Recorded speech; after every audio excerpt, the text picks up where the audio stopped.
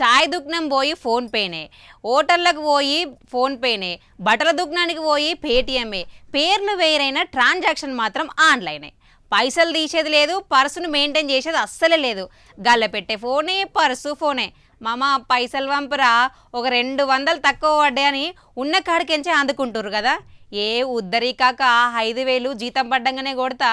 ఇగో ఈ మాటలు వినిపిస్తున్నాయి కానీ నోట్ల గురించి తక్కువ వినిపిస్తున్నాయి కదా ముచ్చట్లు. మరి గీ ముచ్చట ఎందుకు ఇప్పుడు అంటారా?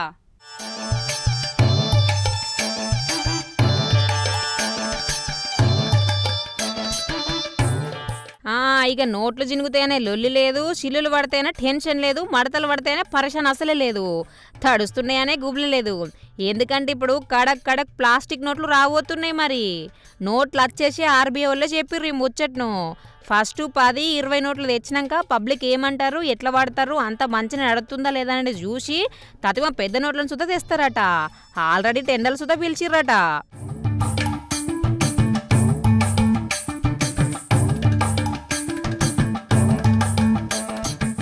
బందోబస్తు ఉండేటట్టు ఇక నోట్లు వచ్చేసుడే, ప్లాస్టిక్ పైసలు వంపుడే అని ఫిక్స్ అయింది ఈ పైసల బ్యాంకు.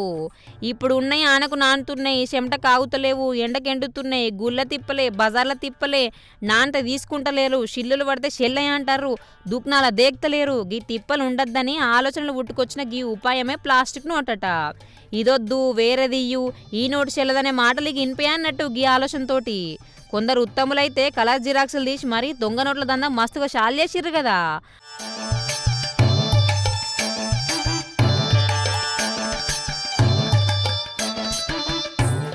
ప్లాస్టిక్ నోట్ల కాగితము నడిమిట్లో ఉండే వెండి తీగ ఎవలకు దొరకని గుర్తు పెట్టి స్పెషల్గా తయారు చేస్తున్నట్టు ఇప్పుడు ఈ నోట్లను. అంటే దొంగ నోట్ల దందా సుతా ఇక బందే. వచ్చినా ఇప్పుడు ఏలుతున్నట్టు దొంగ నోట్ల రాజ్యం అప్పుడు ఏలదన్నట్టు. Australia, Britain, Singapore, Malaysia, Thailand, Bangkok, Mexico, Brazil ఇట్లా మస్తు దేశాల ప్లాస్టిక్ నోట్లు తెస్తారట. ఎన్నేళ్ళు వచ్చినా చినగదన్నట్టు, షిల్లు పడదన్నట్టు. తపతాపకు ముద్రను సుతా పెద్దగా పనికి రాదు. పాత నోట్లు వారేసి తక్లిపిగా ఉండదన్నట్టు. గందుకి అన్ని దేశాల తీరే మన దేశ సుతా ప్లాస్టిక్ నోటుకు జయ అంటారు.